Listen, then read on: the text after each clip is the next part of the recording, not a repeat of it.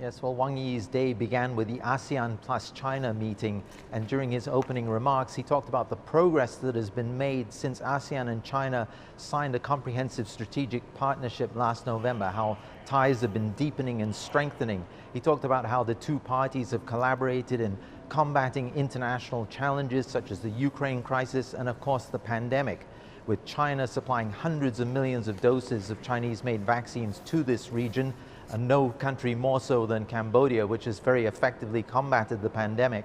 As well, Chinese companies, as Wang Yi pointed out, have formed partnerships in several Southeast Asian countries to bottle Chinese COVID vaccines locally.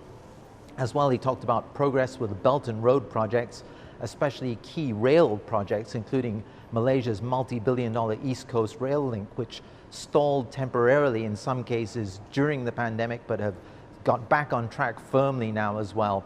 And of course, he was looking ahead to boosting trade and investment further, with China having been ASEAN's #1 trading partner for many years now, more than a decade in the case of some countries like Malaysia, but now ASEAN becoming China's #1 trading partner during the course of the pandemic.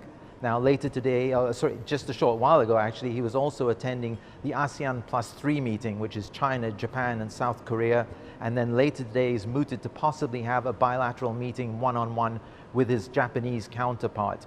Now yesterday he had a full slate of bilateral meetings, most importantly possibly with the Cambodian Prime Minister Hun Sen. And this is quite unusual for a foreign minister to be granted a full-fledged bilateral meeting with the leader of a country, but it does reflect how close the ties are between the host Cambodia and China, with many considering that Cambodia is probably the closest friend and ally that China has in this region. And so still to come after today is the East Asia Summit, 16 countries, including China, of course, followed by the ASEAN Regional Forum, which brings together more than 24 countries. So still a full slate of meetings ahead. Thank you.